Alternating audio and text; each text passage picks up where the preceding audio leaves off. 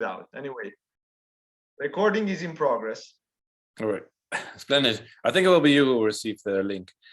Let's see. So I've been asked to say a couple of words in advance, so I will do so. And in doing so, I will share my screen. Let's see, does that work? It works? All right, wonderful. All right, so I will just say a couple of things for a few minutes and then leave the floor to people who have more substantial things to say. This symposium is organized by, I think, Naomi and Chris and Nora on extreme beliefs, and it's embedded in the Extreme Beliefs Project at the Free University, funded by the ERC and the VU itself. So I thought I briefly sketch kind of the basic ideas of the project and what it's like. Let's see, let's go forward. So over the last few years, we've seen different kinds of extremist, fundamentalist, terrorist, fanaticist, different kinds of movements and their manifestations. So the upper image here is the Cornelius Haga School in Amsterdam, which was accused of indoctrination and the wrong sort of funding from abroad. So that was more ideological, and at the bottom we see two women being assaulted on the bus in London. So sometimes the expressions of the extreme movements like this are violent, but sometimes they are not, and still considered epistemically or morally wrong in various ways. The literature, the academic literature on fundamentalist action in particular, but it also applies broader to extremist action and fanaticist action, is primarily empirical and historical. And it's focused on action, and there's less attention for the underlying fundamentalist beliefs. I'm not saying it's always motivated by a belief, but sometimes it is. So what the project does is that it pays attention to these underlying beliefs, the way they influence different kinds of fundamentalist actions. And it does so by adding conceptual and normative, so kind of basic philosophical analytic research to the existing empirical debate.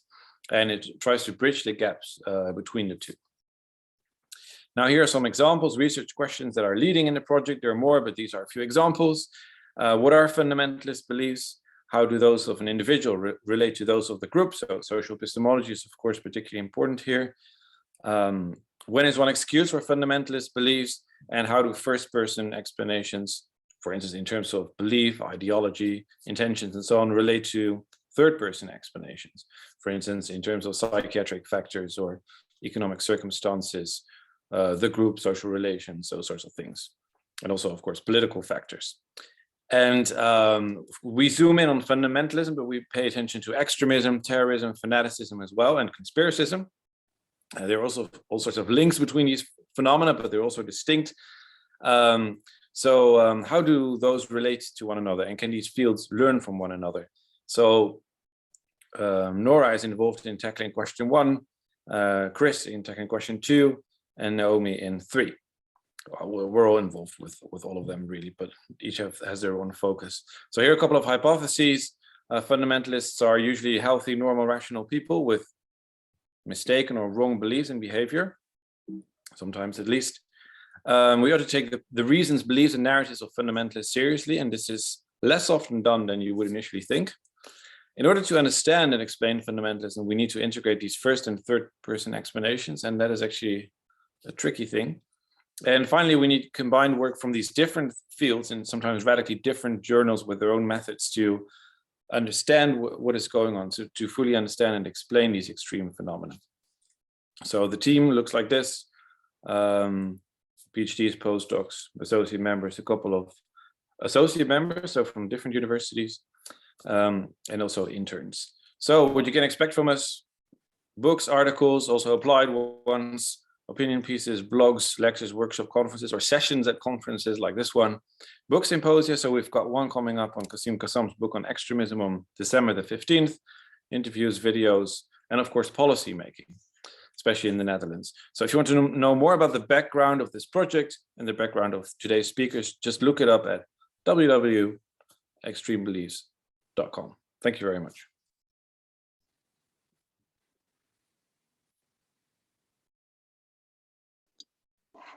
Okay, so now I'm up.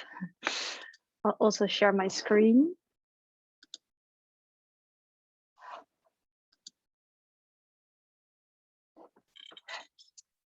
So why take the extreme believer seriously?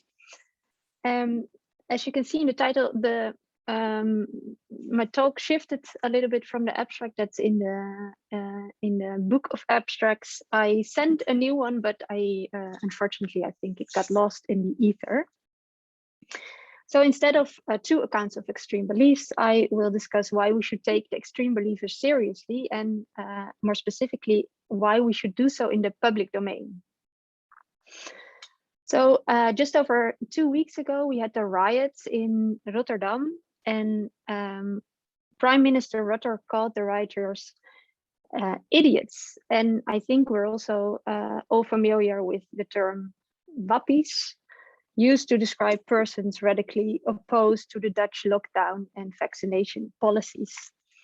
And as we all know, or as is quite obvious, these labels are stigmatizing, might lead to othering, so to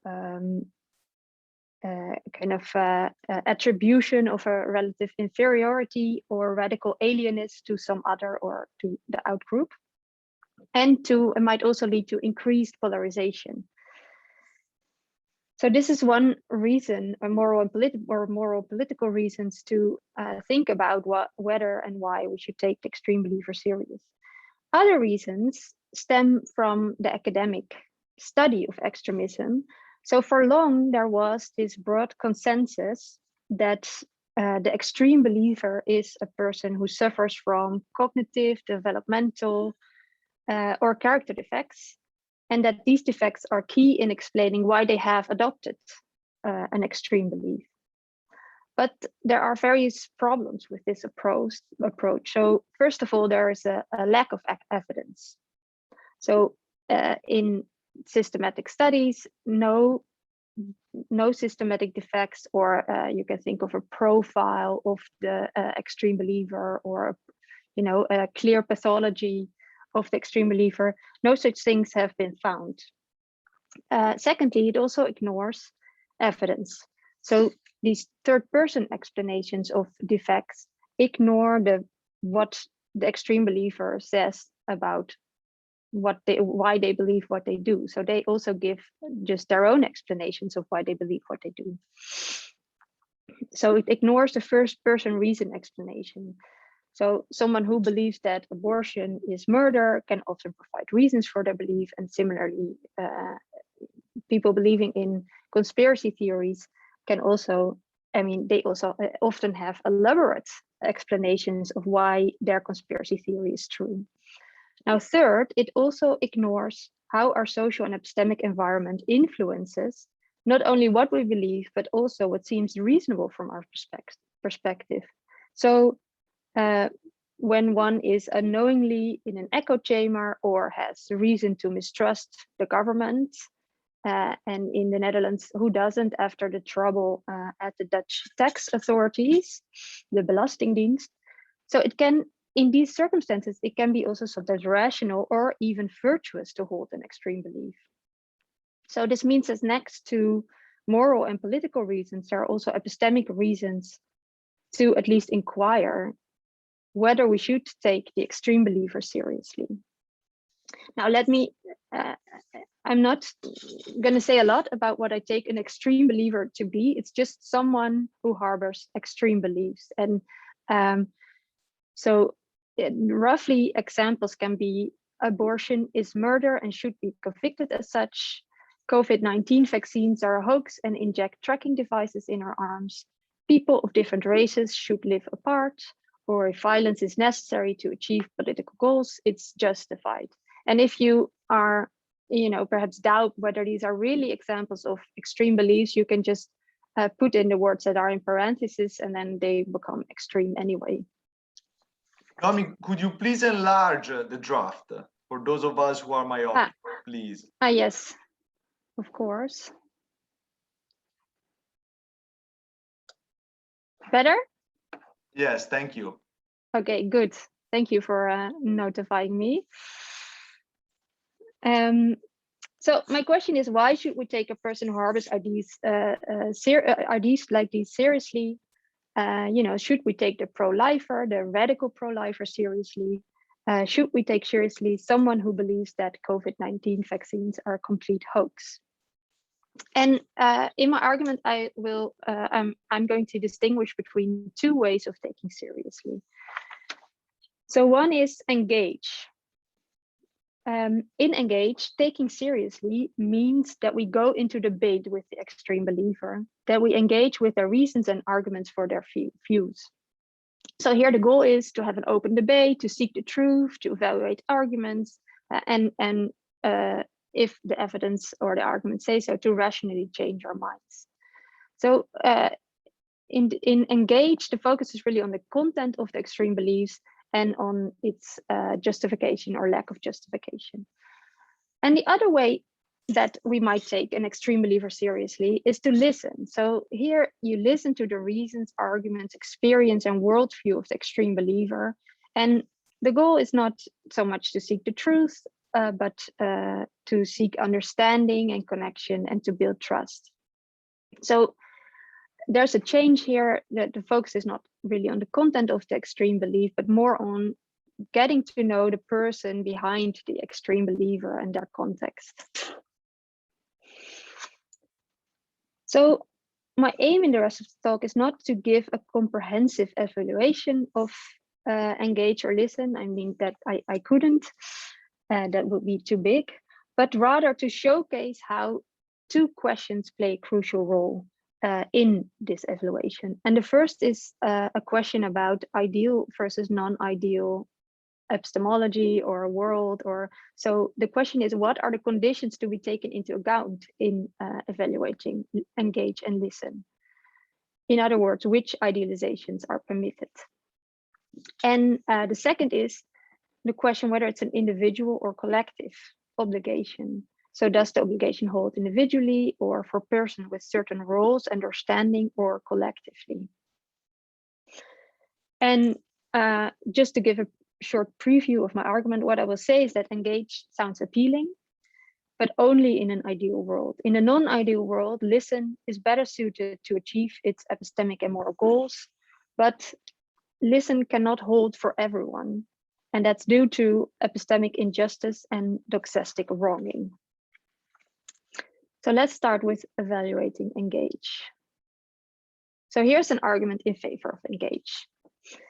And the argument I want to use is probably familiar to many of you and stems from John Stuart Mill. So as Mill argues, if we silence opinions, we deprive ourselves, if true, of the opportunity to exchange error for truth, and if it's wrong, of the clearer perception and a livelier impression of truth produced by its collision with error. And Mill also writes that he who knows only his own side of the case knows little of that. His reasons may be good and no one may have been able to refute them, but if he's equally unable to refute the reasons on the opposite side, if he does not so much as know what they are, he has no ground for preferring either opinion. So why engage with a radical pro-lifer? Because debate is first the arena of truth, and secondly, the path to more knowledge of justification or lack of justification of extreme beliefs.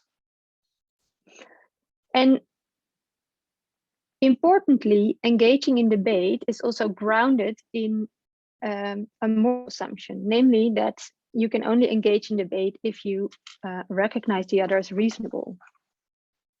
So as Mill puts it, the disagreeing parties recognize each other's utterances as reasonable, valid contributions to the debate. So this is a moral good of engage. To engage in an exchange of reasons is to pay the other person a form of respect, namely a recognition of the other as a reasonable and viable debating party. So if these exchanges of reasons, if engage works and truth prevails, you could say we also see other good consequences, namely that it also works against stigmatization, othering, us them thinking, and polarization. So in short, we could say the prospects of engage are truth, respect, and a decrease in polarization.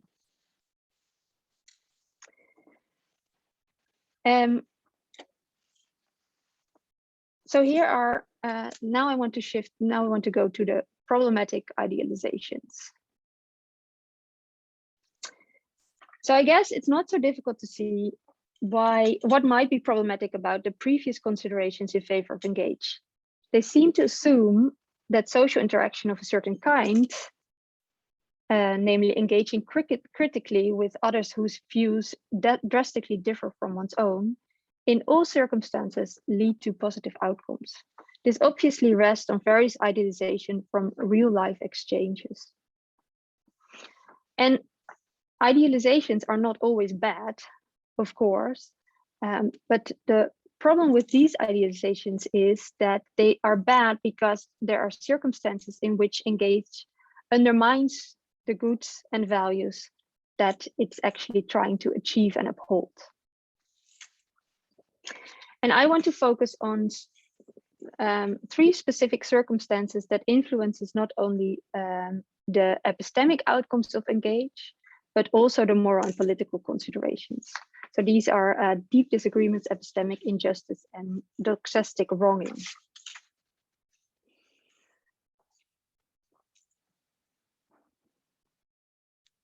So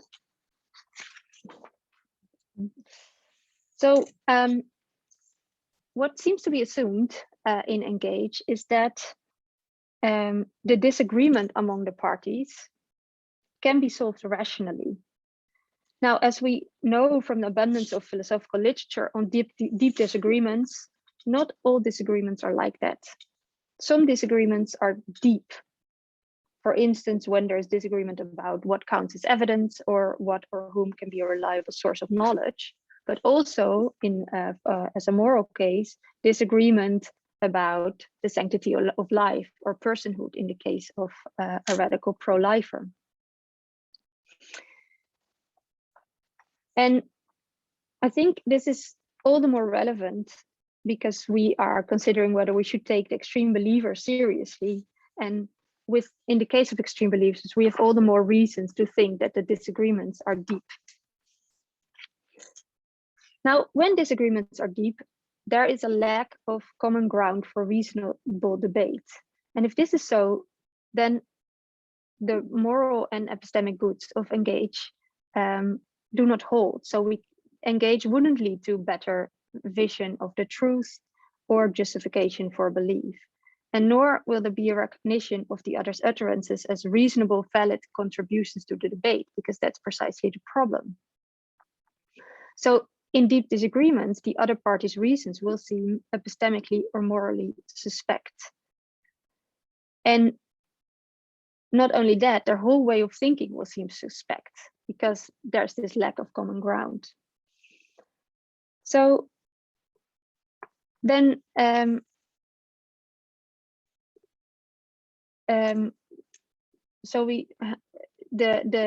thought is that if you, in this case of deep disagreements, if you engage, then you will only come to it will only increase the feeling that the reasons of the other persons are utterly irrational. So as the Ridder writes, depending on how important the issue is and how confident the parties are, they will come to see each other as irrational, immoral, or even stupid or evil. This in turn will make them even less inclined to take each other seriously and learn from each other. Rather than produce mutual learning, deep disagreements can easily lead to mutual rejection and animosity. So engage will not bring them together, but drive them further apart instead. So in case of deep disagreements, the important promises, truth, respect, decrease in polarization, they will not manifest. So this is the first problematic idealization. The second concerns epistemic injustice. So this concerns the nature of the epistemic environment, and not in general, but for specific individuals. So engage assumes that everyone who engages in debate will reap the benefits. But this ignores the influence of social identity and social status in how actual exchanges of reasons take place. So especially it ignores how this influence might structurally harm the epistemic position of marginalized groups. So as Heather Baddeley puts it, this is in a recent paper on closed-mindedness as a virtue. She writes that our world is thoroughly saturated with norms that discredit women and people of color. These norms run deep and systematically track agents across domains. Hostility can take different forms, and our environment is hostile for these agents. So engaging in debate routinely subjects them to denials of their credibility, which may lead to, at worst, discarding their own true beliefs, if they are holding true beliefs, and losing their confidence in their own intellectual strengths. And at best, just takes for them considerable time investment to make sure their views are taken into account. So for members of non-dominant groups, following engage comes at considerable epistemic costs. And it seems that if engage is to be an obligation, it cannot be an obligation for everyone. It cannot be an obligation for individuals who are the target of systematic epistemic injustice.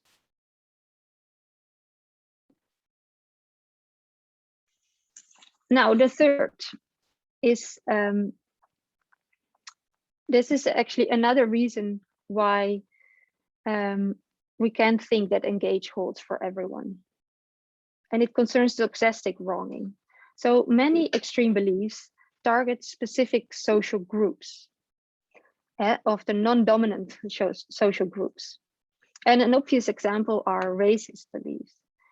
So the question is, can it be an obligation for a person of color to engage in debate with an extreme believer on their racist beliefs?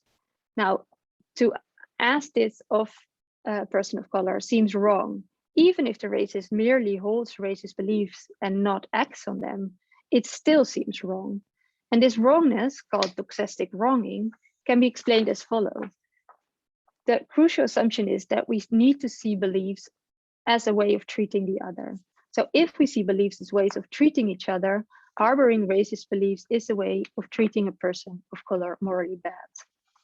Hence, a person of color is morally harmed by the extreme believer with racist beliefs. They cannot be obliged to pinpoint the extreme believer's mistakes.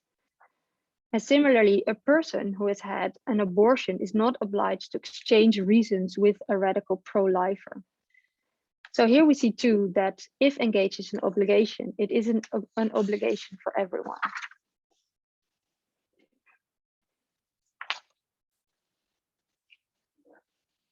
So these are the problems for engage. And then the question is, should we then shift to listen?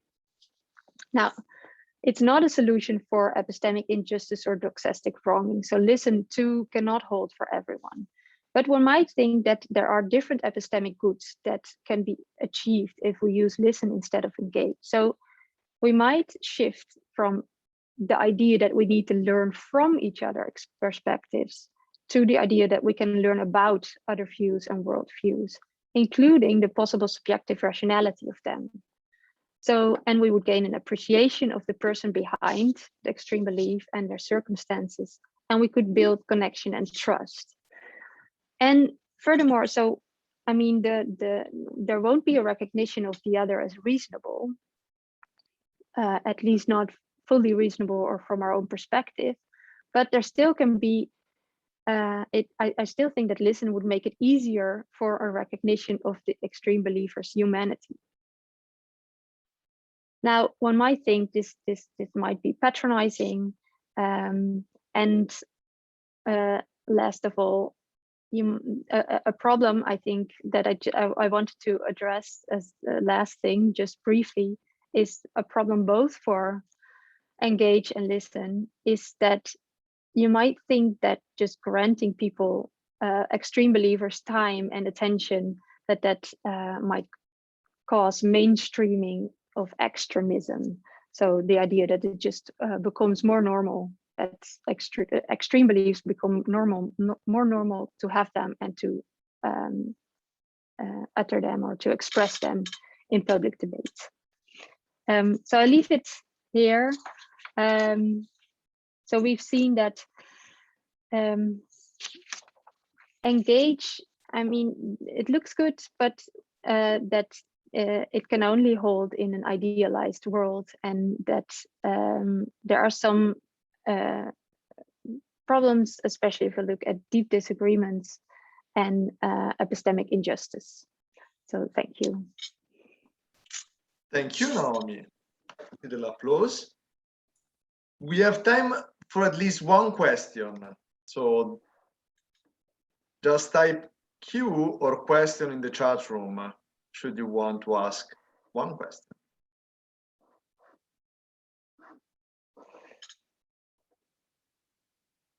Like. Yes, thank you very much for this talk. It was very interesting. I was just wondering, maybe you said something more about it in the beginning than I remember, but then how would you exactly define extreme beliefs? So do you take them to be false by definition or objectively irrational?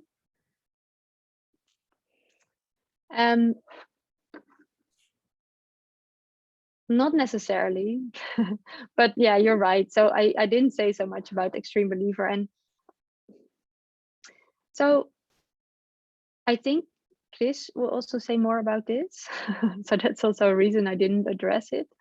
But yeah, you might go two ways. So you might think, okay, we need to be open-minded, but that doesn't mean we need to lower our confidence in our own beliefs. So there needn't be any assumption about truth or falsity of the extreme believers' views. Or you might think, well, their views are completely different from our own. That means maybe perhaps that I need to lower the confidence in my view. If you don't want to say that they're true or false from the start, or if you say if you want to say from the start they're false, yeah, then that would really undermine the motivation to at least to achieve the epistemic goals of Engage, except perhaps for them, right? But then it would be more paternalistic aim of Engage. Thank you, Naomi. And now there is time for one brief question by Frank. I mean, are you sure there's time? Because I could easily... If it's not brief, then we can just postpone it. No, I think it's brief. I just wanted to make sure I understood why victims of racism and women who have gone through abortion are not obliged to engage. I think that's assuming that, so on the basis of the fact that having beliefs about them, having bigoted beliefs about them means already is an offense in itself. It doesn't look like engaging makes the offense worse. So I think maybe what's behind is a balance argument where you say, well, it increases their pain and therefore it's unnecessary. But then that means that everything, all these obligations are subjected to a balance between interest and potential advantages. But that's not how you wanted to present it. I think you wanted to present it in a more categorical way. So I just wanted to know if you were in fact committed to this pragmatic view of obligation, namely we're obliged, all things being equal. Right, so thanks. So one thing I want to hold is that you might, wait, I'm losing the line of thought. So one thing I can say in response is that, you know, maybe the right response for them to such a belief and a person with such a belief would be to condemn them instead of to really be interested in all their reasons and trying to refute them. So this is one way I see conflict with the obligation to engage. And secondly, if it holds for all, it just seems to me that, I mean, if an obligation holds for everyone, you can still see, okay, some people are excused from, but that seems wrong to say in this case, because then you would say, well, you have this obligation, but you're excused because you're wronged. Whereas for me, it rather seems like, okay, there shouldn't be this obligation at all.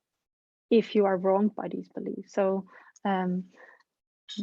yeah, but thanks for the question. I mean, there's more work to do, definitely. Okay, excellent timing. Thanks, Naomi, again. And coming up next is I think that's me, actually. Nora. Good. Yeah. All right, I'll just briefly share my screen.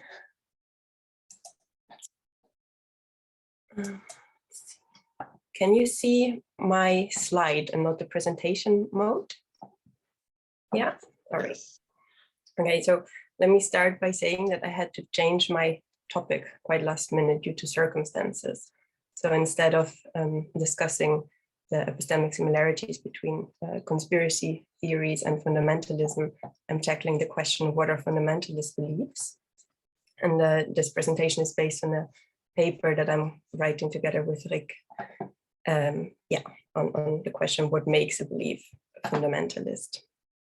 And before I dive into that matter, let me just very briefly walk you through the structure of my presentation. So what I'm going to do in the next 15 to 20 minutes, I'll first address the question, what is fundamentalism?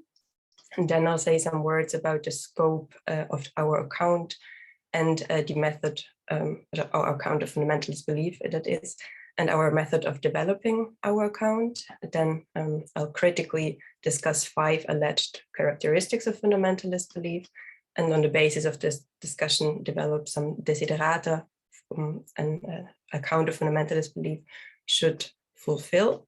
And I'll finish by telling you about our account of fundamentalist belief.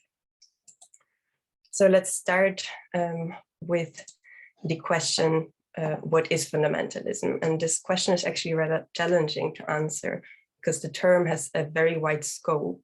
And this has to do with the development and the rather inconsistent use of the term fundamentalism. So it is rooted in the United States in the beginning of the 20th century. And back then it denoted conservative Protestants who, among other things, felt threatened by and reacted to certain modern developments. But very quickly, this term was also applied for other Abrahamic and non-Abrahamic religious movements. Here you can think of, for example, Shia fundamentalism in Iran, but also Sinhalese Buddhist monks, for example. And eventually the term has also been applied to secular movements or groups. Here you can think of notions such as market fundamentalism or feminist fundamentalism. So you see there's quite a widening of scope here. This development and the rather inconsistent use of the term has prompted scholars to speak of fundamentalist and fundamentalist-like movements and understand these terms in the notion in terms of a family resemblance. So the core idea of that is that the terms cannot be defined in terms of necessary and sufficient conditions, but rather by overlapping similarities, none of which are shared by all fundamentalisms. And among the stereotypical properties that most fundamentalist movements exemplify are certain beliefs. So for example, the belief that there's this historical narrative of the world in terms of a paradise, a fall from paradise and a future redemption, or metaphysical beliefs in terms of a cosmic dualism between good and evil, and normative beliefs concerning the rejection of modern liberal ethics, or the belief that traditional gender roles should be defended. And then on an epistemological level, there are belief that certain sciences are false, or that one should take a literalist approach to textual sources that are seen as infallible, for example. But fundamentalism is also characterized by actions, such as actions that constitute a strict in-group, out-group dichotomy, or that it's also characterized by certain structures, such as group structures in terms of in-group hierarchies, for example. Fundamentalists are often seen to desire political control, and also as being characterized by certain emotions, such as feeling marginalized or having certain grievances. And then the rest of this presentation, I'm just going to zoom in on the belief component of fundamentalism. And before discussing the alleged characteristic elements of fundamentalist belief, I'll just briefly say some words about the scope of the account and the method we used to develop it. So with regard to the scope, the account is limited to fundamentalist belief of the individual. It doesn't apply to fundamentalist beliefs of a group, but we do address the role of certain group dynamics. And with regards to the method, we developed the account on the basis of a scoping review of the empirical and historical work on fundamentalism. And in the course of that review, we identified alleged elements or characteristics of fundamentalist belief, which I will discuss. Those are intellectual vices, certainty, group dynamics, affections, and content. And we combined the insights from the scoping review of the empirical literature with insights from contemporary epistemology, I'm sorry, to answer the question, what makes a belief a fundamentalist belief? And on the basis of this discussion, we seek to formulate an account of fundamentalist belief that actually accurately includes stereotypical examples and accurately excludes what is commonly not seen as a fundamentalist belief.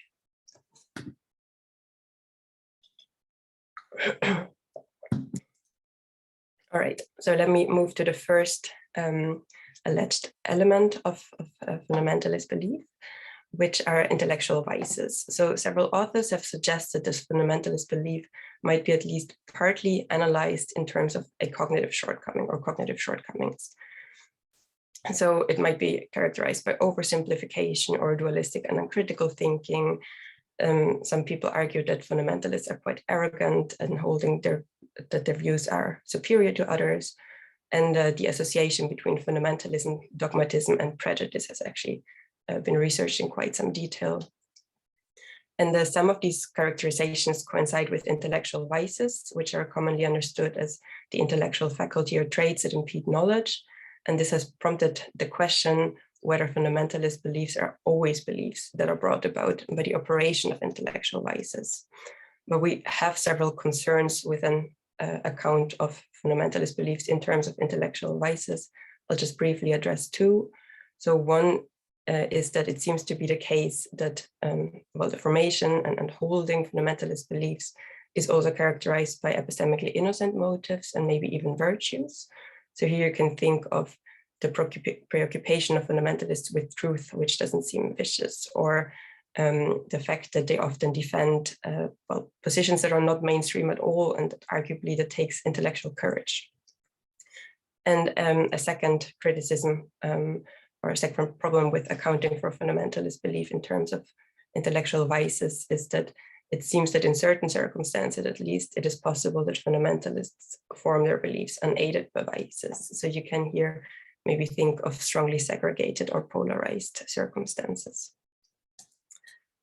Well, this brings us to a second alleged element of fundamentalist belief, which is certainty. So many authors observe that fundamentalism doesn't allow for doubt, and that is characterized by the fact that fundamentalists might allegedly punish critical engagement and questioning, and that members of fundamentalist movements refuse to question their own assumption.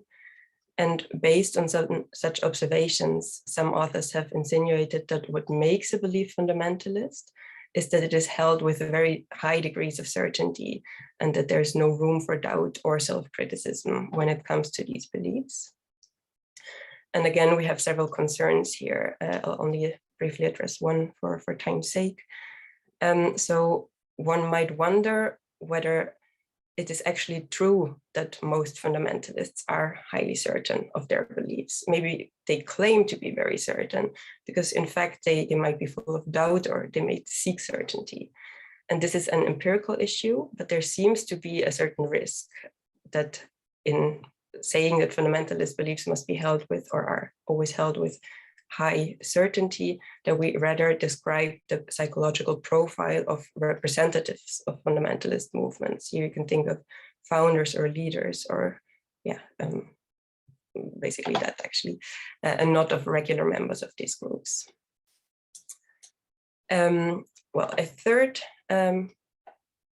possibility is to analyze fundamentalist beliefs in terms of group dynamics, and many authors analyze fundamentalism as an inherently social phenomenon, and at least partly characterize it in terms of its social nature. So in terms of, for example, dichotomous in-group out-group structures, or in terms of an exclusivist or isolationist group behavior, which then leads to in-group segregation and polarization, or they analyze fundamentalism or describe the building of parallel structure institutions by fundamentalist groups, of them having, for example, their own kindergartens.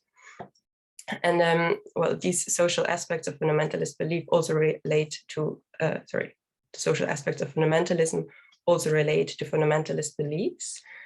Namely, for example, beliefs concerning the in and out group, that the in group is special and the out group is some bad or unknowing, inferior or hostile, for example. And some scholars emphasize this social aspect and the characteristic group dynamics of fundamentalism when accounting for individual fundamentalist belief. So one author, for example, defends a view of fundamentalist belief on which fundamentalist beliefs are typically being formed and sustained within enclave structures of social insularity, involving forms of collective beliefs, echo chambers, and group provisions to remain within the community. And again, we have several concerns with this approach, one of which I will discuss.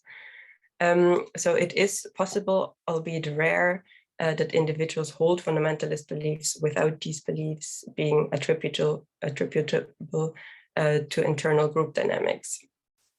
And that means that we want an account of fundamentalist belief to allow for such cases in which fundamentalists acquire and hold their beliefs outside of group contexts.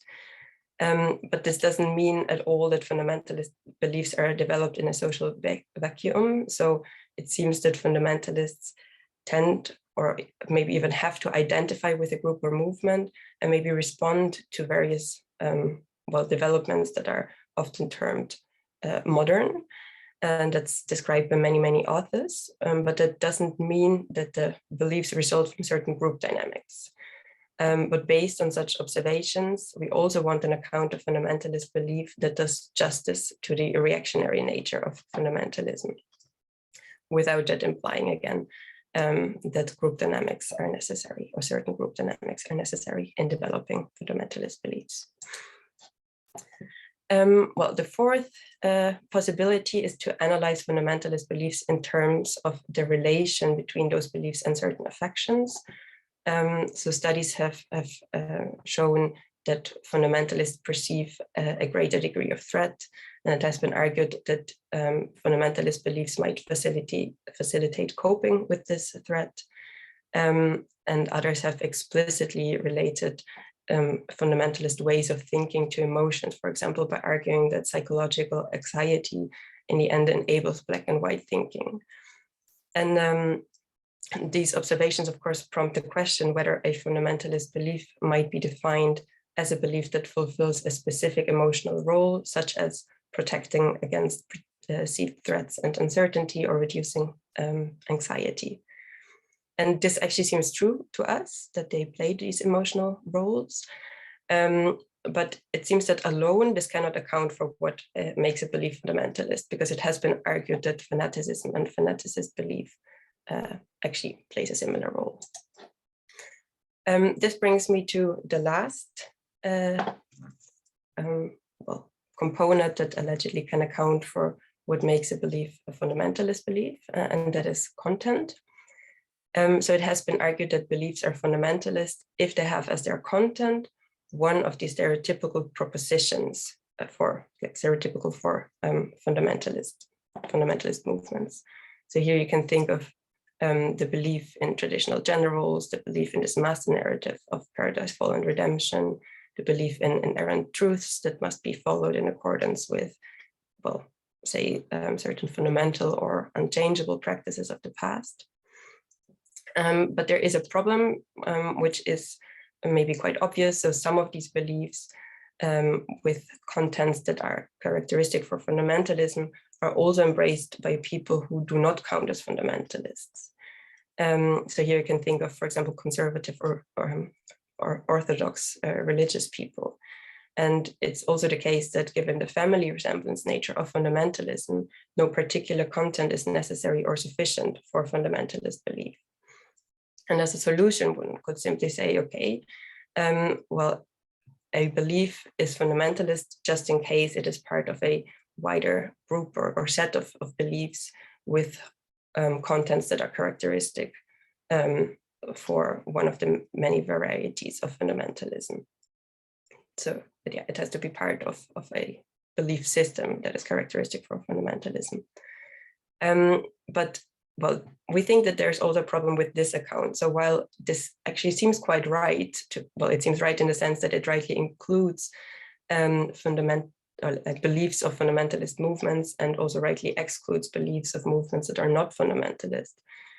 We worry that this account is not truly informative or rich, and we do want an account to not be simply true, but also informative and rich. So let me very briefly summarize the desiderata that we've come across so far.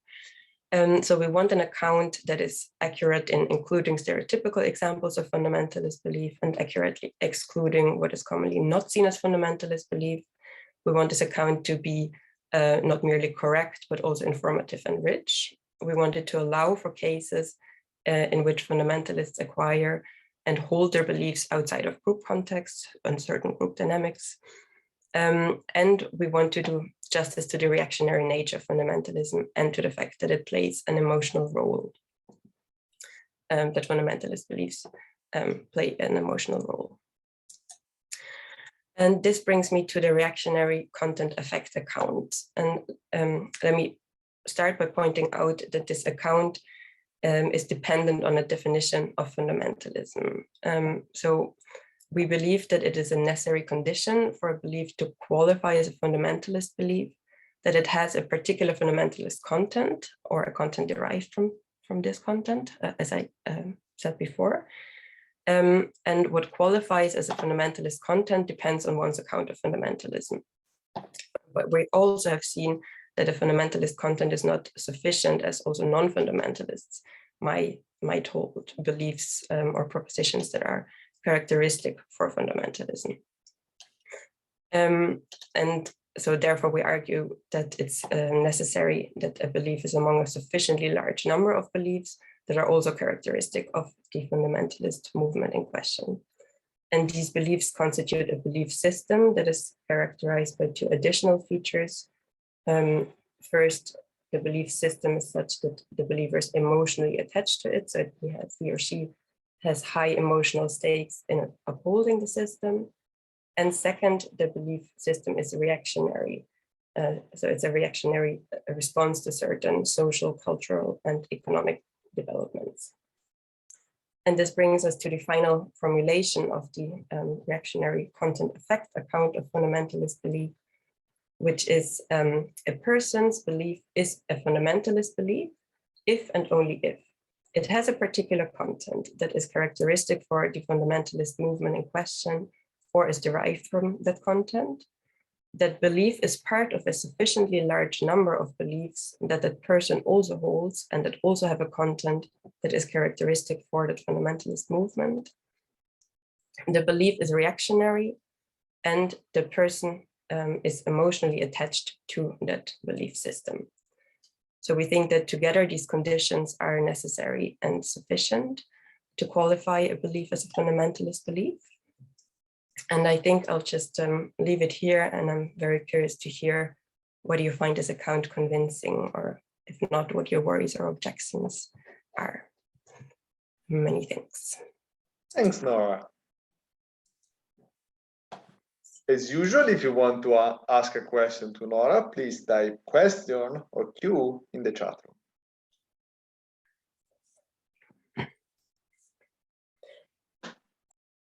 Frank, you're first. Thank you very much. I very much enjoyed that. I have so one small question about the emotional attachment requirement. I wonder how operative that is, because so I suppose epistemologically it's very hard to identify whether someone doesn't have an emotional attachment. So that's a practical problem, but it also, I think metaphysically it's very hard to have a concept of belief that doesn't have emotion anywhere. So in terms of the entertainment of emotions, of a belief, it's very hard to say that that's not emotional. So it looks to me like it may be contained in the notion of belief anyway. and so you might not need that. I know what you mean, of course, but the problem is that moderate beliefs are also emotional, or at least partly emotional. So, but I don't, I mean, of course, that's not a strong objection, it's just a remark. I wonder how strongly we can stay with content. So, so maybe the question behind this is, it seems to me you're treating belief and believing, so the kind of mental act that's at play, and the content interchangeably. But it seems to me there is another, let's think of another way where people hold beliefs that are not associated with fundamentalist movements, but they create violence. I suppose there can be something about, you know, how neighbors can, the violence between neighbors, because they have a belief about what the law says and what it entitles them to do and stuff like that. And it looks like it's very hard to think of beliefs that don't have an extreme form and cannot lead to violence. And there's an intuition that says, well, fundamentalism has, you know, if you cannot account for the connection between belief and violence, you're missing something important about fundamentalism. And that looks like it pulls in a different direction from the content view, because the content view says, well, some beliefs are not at risk of going fundamentalist. And I just wonder if that's the case. The reason I think is connected to the difference between believing, the kind of believing, the mental act, and the content, is that if we want to take into account the possibility that all beliefs can lead to violence in certain circumstances, then we can say, well, really the problem is the kind of believing, the kind of act, but not really what we believe in. I just wondered what you had to say. I mean, it's more, I want to know what you think about this. It's not an objection or a question. Yeah, no, thanks. It's a great point.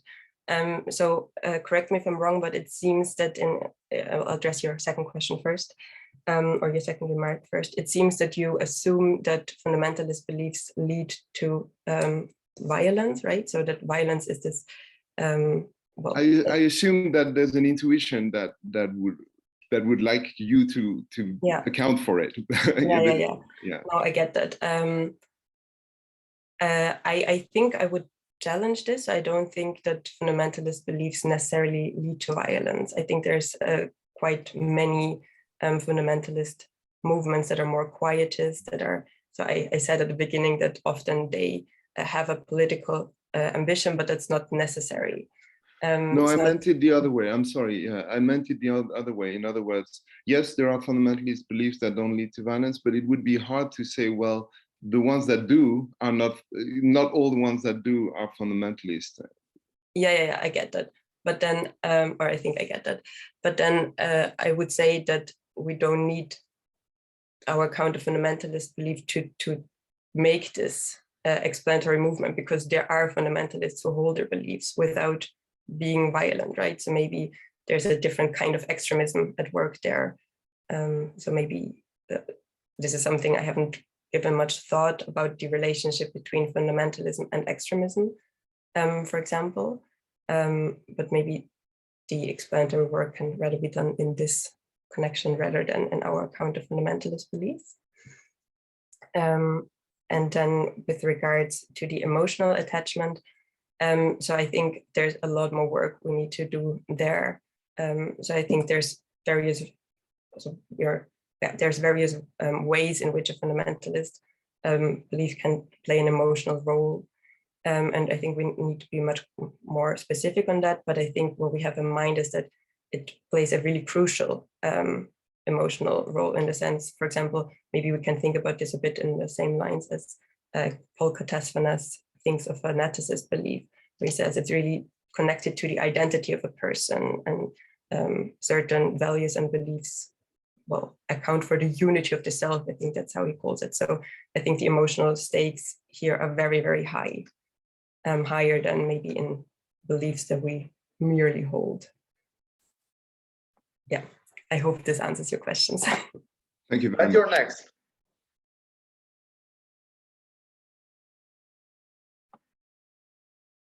Fred, you are next. You have to unmute yourself. Yeah, well, I wasn't first in line, but anyhow, so this explication of fundamentalist belief relies on fundamentalist group. So this sounds awfully circular, but now you face the task of explaining what the fundamentalist group is without appealing to their beliefs. So I was wondering how you think you can pull that one off. Yeah.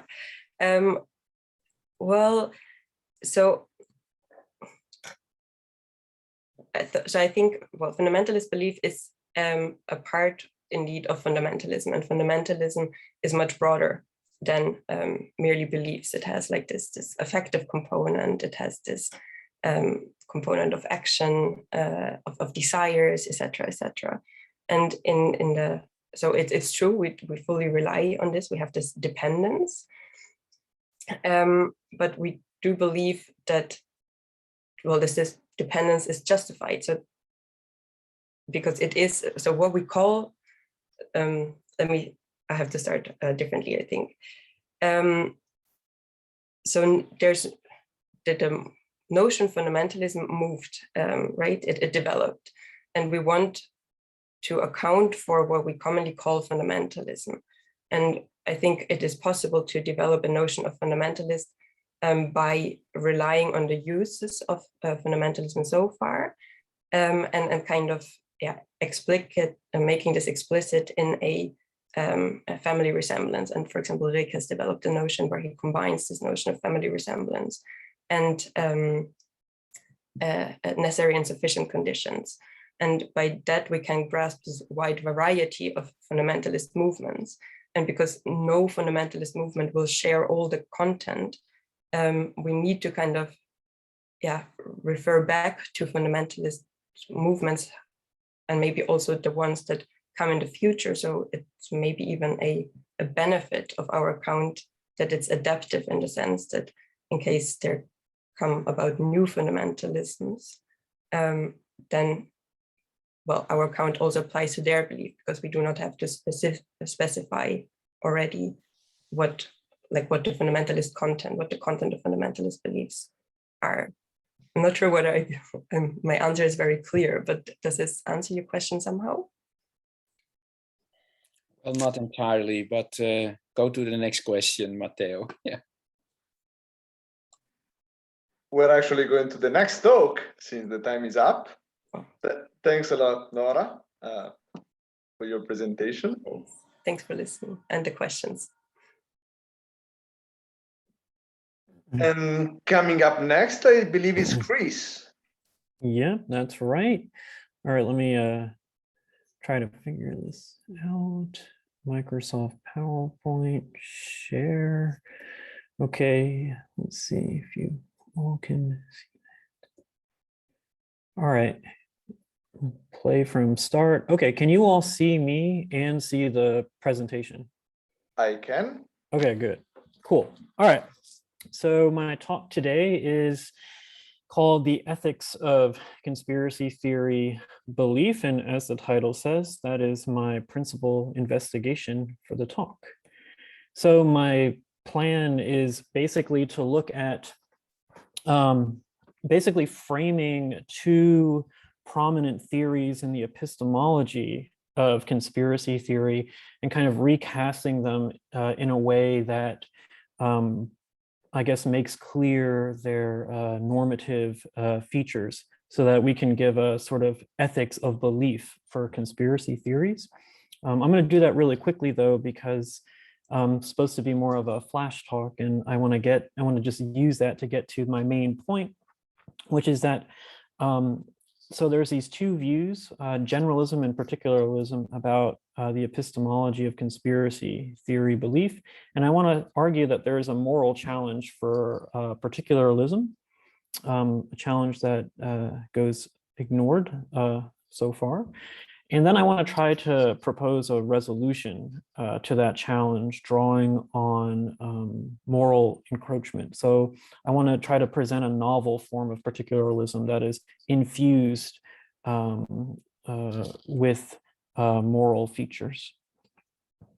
Okay, So first, let me say just a little bit about the ethics of belief. So the ethics of belief is primarily concerned with what should we believe. So it tries to answer the question of when one should form, maintain, or withdraw beliefs and other belief-like attitudes. So suspension of judgment, but also credences, so levels of confidence, for example. And evidentialism says that one should always and only believe in accordance with the evidence. That's what one ought to do. Pragmatism, however, says that there are at least sometimes non-evidential factors can influence what one ought to believe. And in particular, these factors are practical. Okay. I mentioned these two theories here because the kind of view I'm going to try to develop is not quite evidentialist, but it's not quite pragmatist either. It sort of has a flavor of both, and you'll see why, and I'll tell you more about it towards the end.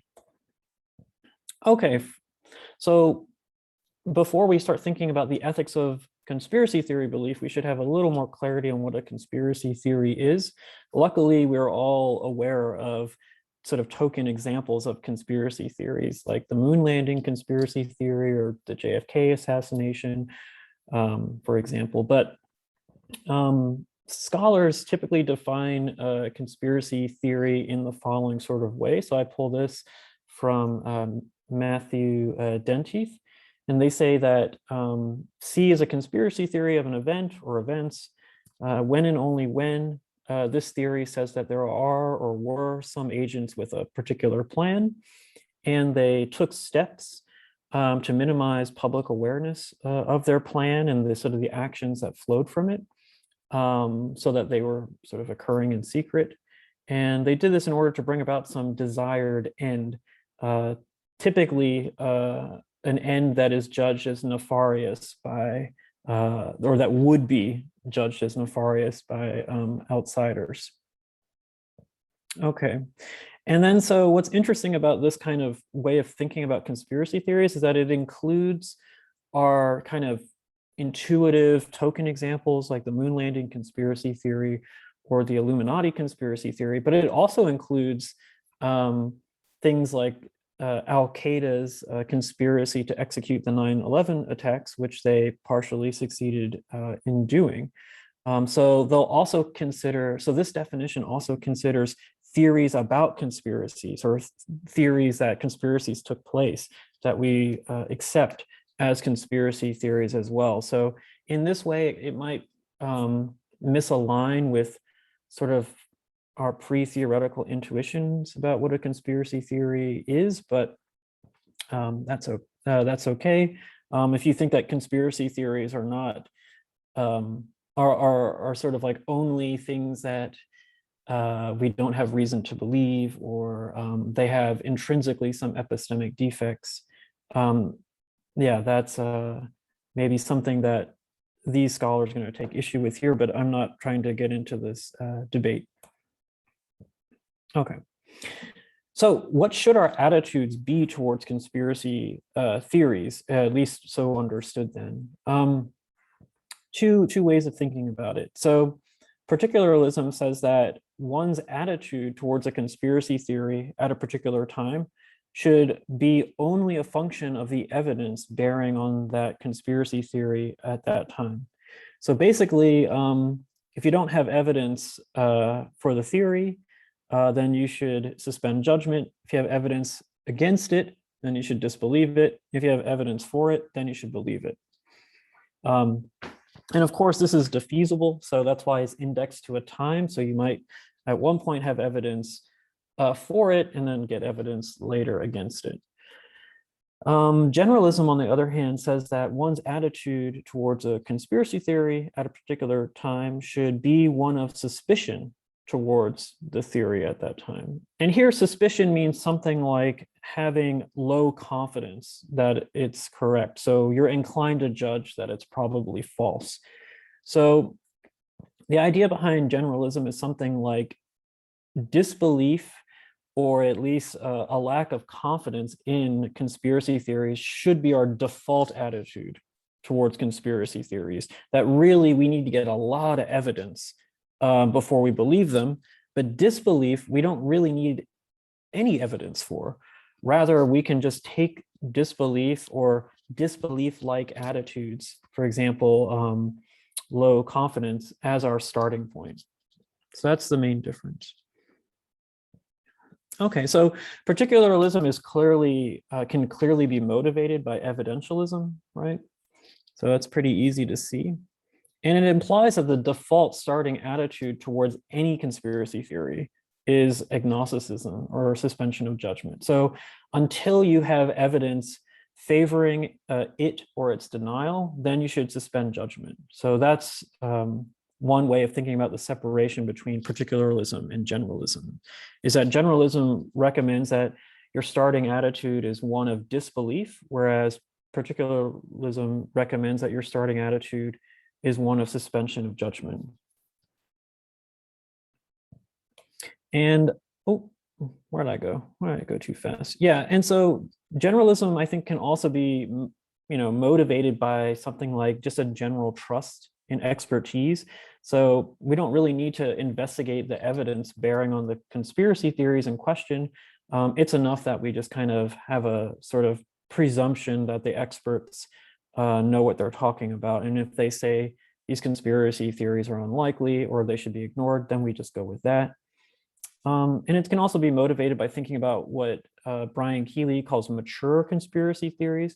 And these are conspiracy theories that have been around for such a long time without being sort of verified or without substantial independent evidence being offered in favor of them, that they mature in the way that like cheese matures over time and it kind of takes on a smell.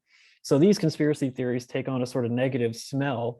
And that's why we are justified in having a default sort of suspicion or lack of trust or disbelief in those kinds of conspiracy theories. Okay, so particularism is related to inquiry in a particular kind of way. So Matthew Denteith says that particularists argue that the rationality of belief in conspiracy theories can only be assessed by considering the evidence for and against individual conspiracy theories. And also that treating conspiracy theories seriously requires we engage in a systemic investigation of them, foregoing generalism of any kind. We must investigate the particulars of each and every theory. Okay. So I think what's going on here is we can kind of extract a sort of inquiry norm from this line of thinking, which it goes like this. When confronted with a conspiracy theory, you ought to inquire into the evidence bearing on the alleged truth of that particular conspiracy theory. So what you should do then is, if I presented you with a conspiracy theory you've never heard about before, then before you form a pro or con doxastic attitude towards that theory, you ought to inquire into the evidence bearing on why the theory might be true or why the theory might be false. That's what you, that's an obligation that you have epistemically. Okay. So you need to undertake close and thorough or careful inquiry here before adopting a pro or con doxastic attitude. So I think that this inquiry norm can be problematic, however. So one reason is born out of the following kind of case. So denialist inquiry. So suppose Rachel, who is Jewish and daughter of a Jewish family that died or was murdered in the Holocaust. So she rejects Holocaust denialist conspiracy theories, but she hasn't really examined the Holocaust denialists' purported evidence for their theory, right? So she just ignores them.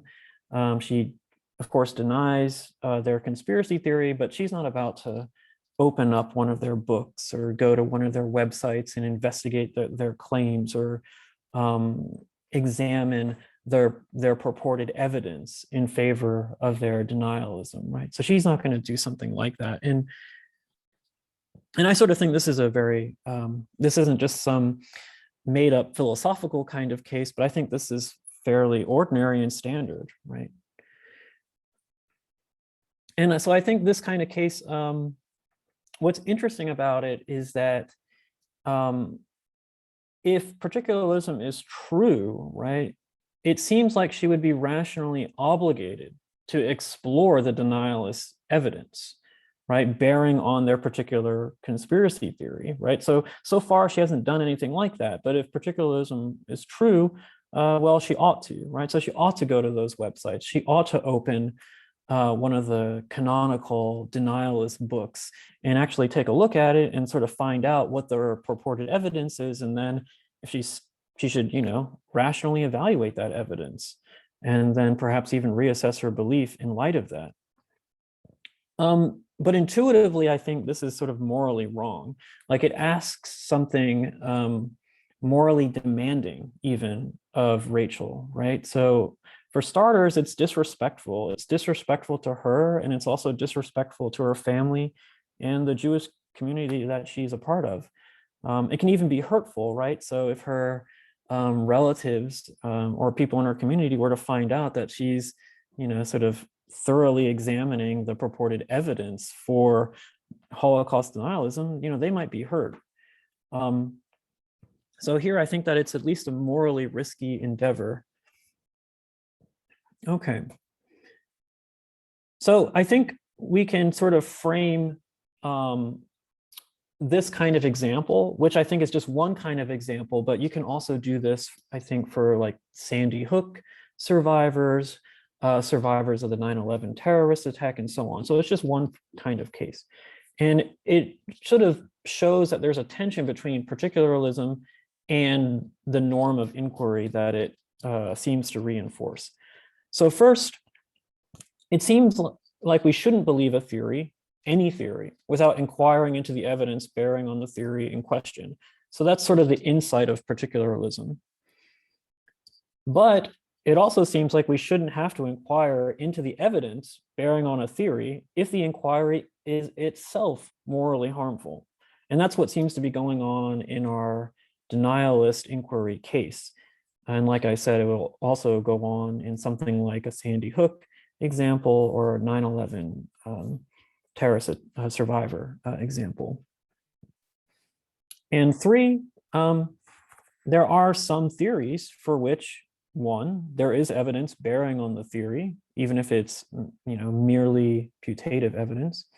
But two, inquiry into the evidence bearing on why the theory is true would be morally harmful. That is, it would wrong oneself, the inquirer, or people the inquirer knows and cares about, or the community that they're a part of. Okay, so that's what the denialist case was supposed to bring out. All right, so these three seem incompatible with each other, and that's why it's a puzzle. Okay, so let me move this thing out of the way so I can see. I want to argue that we can reject the first claim without actually giving up particularism. So my own theory is going to try to drive a wedge between particularism and always having to undertake inquiry before one can have a pro or con belief. Sorry. But before I do that, I first want to see how one might try to use this in order to reject particularism. So here's the argument. If particularism is true, then one ought to engage in wrongful inquiries, like the denialist one. But of course, one shouldn't engage in such wrongful inquiries. Hence, particularism is false. Okay, so one might object to the first premise and say, hey, yeah, but what if one already has evidence which suggests that the theory is false?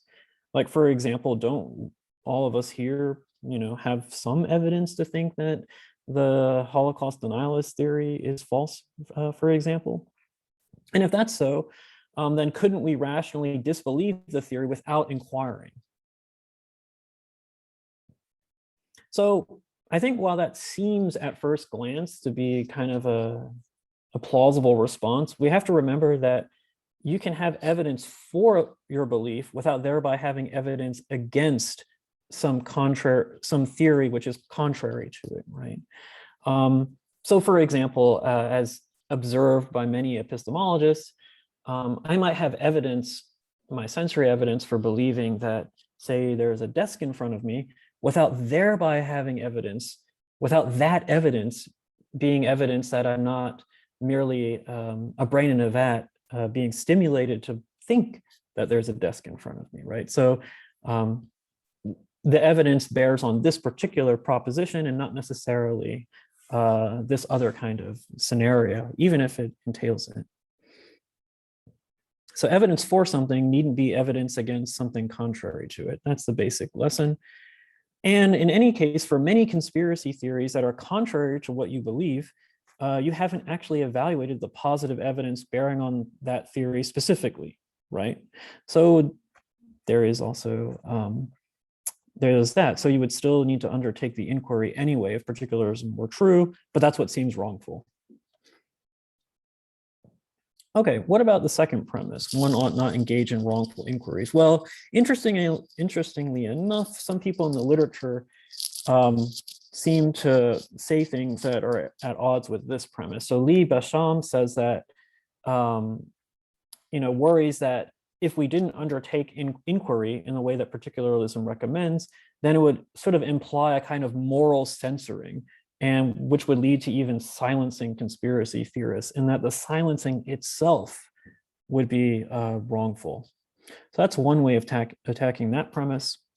Another way is to kind of more ham-fisted and just say, actually epistemology is primary here, and it actually trumps or overrides moral norms. So this is something that Matthew Denteith says themselves. So they say that epistemology is primary here because I think an epistemology attentive to all kinds of evidence should result in ethical behavior.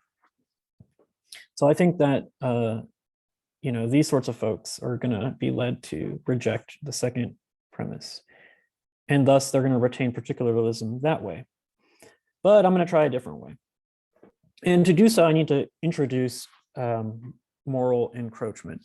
So moral encroachment says the following: the rationality of an attitude, like a belief, is not exhausted by its epistemic features.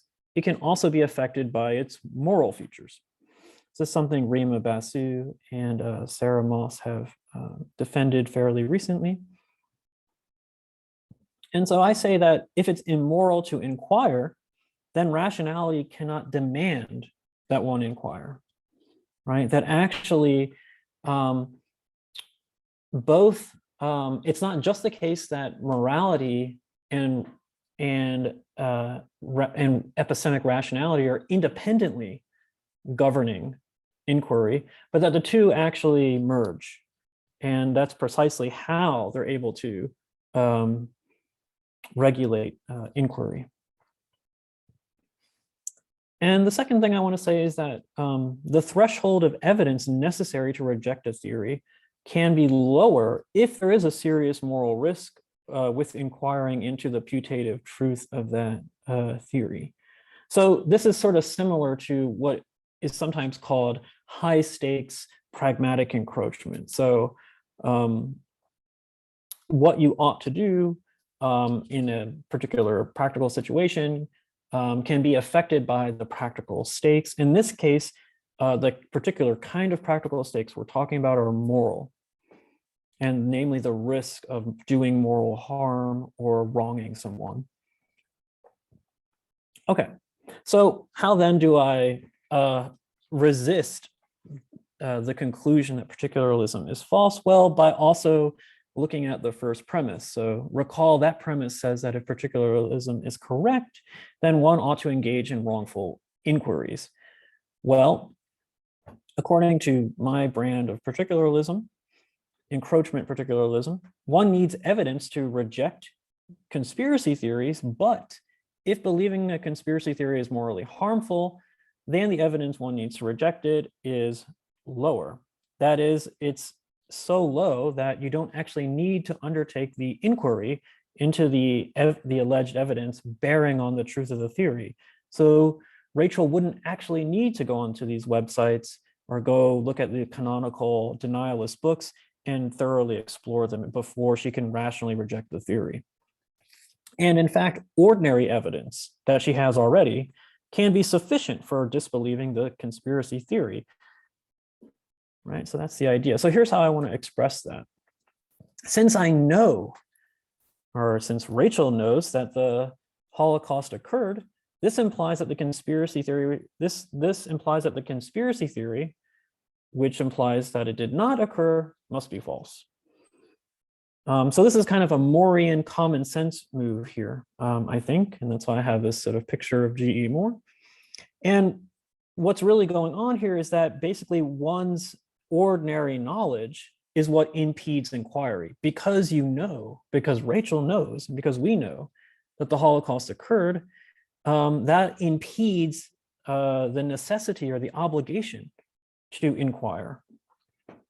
We don't need to actually inquire into the evidence bearing on the theory, because we can just manifest our knowledge right here.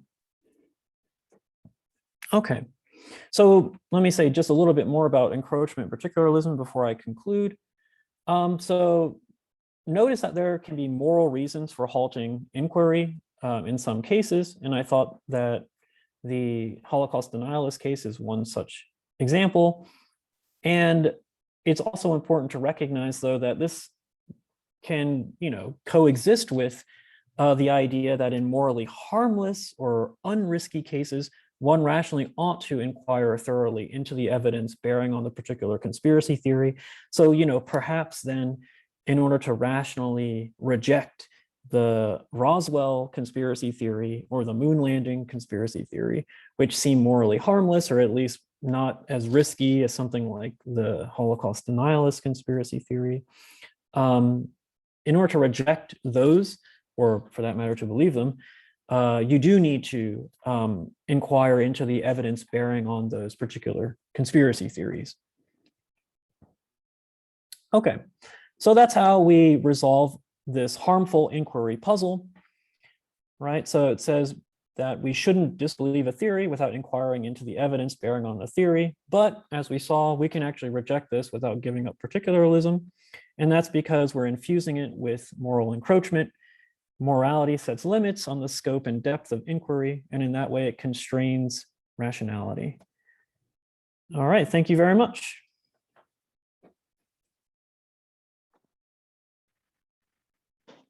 Thanks, Chris. We have a few minutes for questions. Ricky's first. All right, thanks so much, Chris. That was wonderful. So I agree with much of what you said. I want to know whether there might be two further potential solutions that might be worth exploring. So, and I wonder what you think about them. So the one would be to say that we do have an epistemic obligation to inquire into the evidence concerning the conspiracy theory, only it is merely a pro tanto obligation, one that is trumped by one's moral obligations in this particular case. So it is fine not to do so, but just because it's trumped or overridden, if one dislikes the word Trump. And the other option maybe would be to say something like, oh, what was the other solution I had in mind? I'm forgetting it.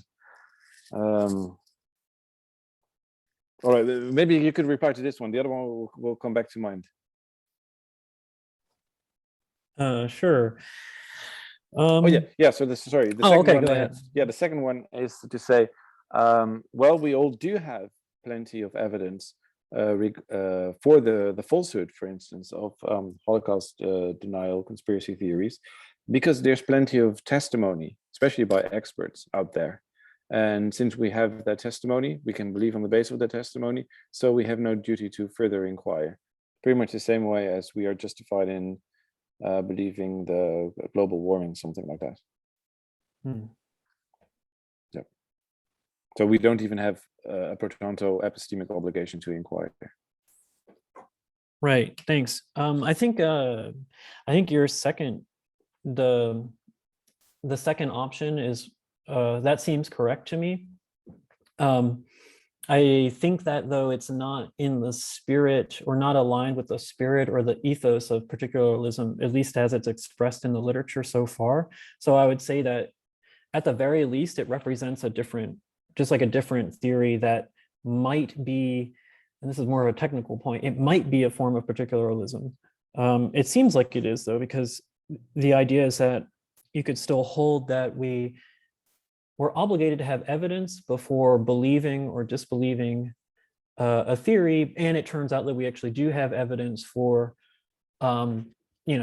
against conspiracy theories, yeah. So I think that seems right. It's just that what I was trying to modify, at least in the talk, is the way that particularism is actually expressed in the literature, which draws a really tight connection between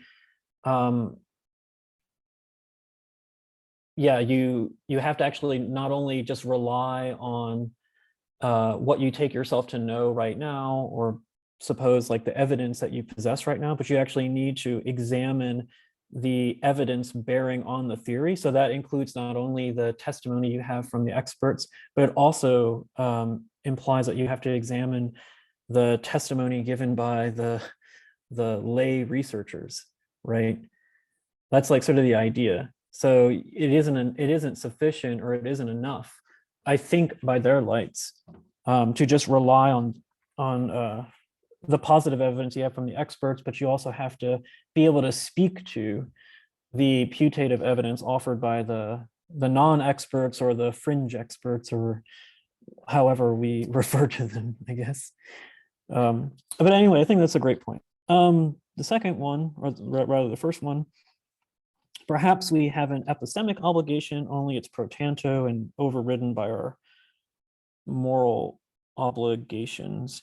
Yeah, that's actually a principle I'm generally attracted to, as a matter of fact. So,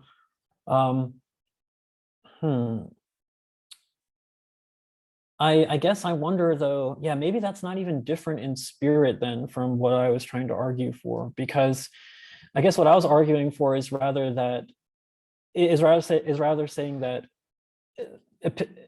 sort of like epistemic norms and moral norms aren't independently guiding or halting inquiry, but they kind of fuse together. And then your expression of the principle is more like, oh, well, they're actually independent, and the moral just typically trumps the epistemic, right? That's the idea.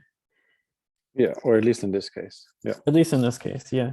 Yeah, I mean, I think that's like an attractive principle, but I can't give you an argument against it right now, or an argument for the one I presented in the talk. So I'll just have to account for that on another day. Thank you. Okay, we have 40 seconds and 4 people in line. So here is a suggestion. Why the people in line just ask their questions and Chris doesn't answer yet? At least, the thing is being recorded, so might be just helpful. So Tirza, could you go ahead and ask your question, which might or might not be answered?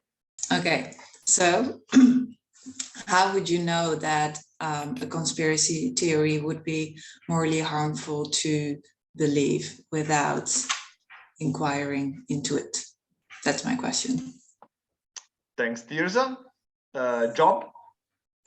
Yeah, so very briefly, because my question was roughly Rick's second suggestion. So my appraisal would also be of the Rachel situation, that she actually has a lot of evidence sort of against this conspiracy theory already, and that's why she doesn't need to conduct a lot of extra research, even on a general norm of inquiry. Okay, Naomi, next. Yeah, so my question is whether your encroachment particularism explains why Rachel doesn't need to inquire, or why none of us needs to inquire. Thanks. And my own question is, do you think it's promising to appeal to some notion of clutter avoidance or junk belief to provide a non-encroachment, in some sense, resolution of the inconsistent triad you mentioned? This was pretty much all in terms of questions. Those of us who would like to stick around, just, let's stay around. I'm gonna keep the thing open. For all the rest, have a good afternoon. Thank you.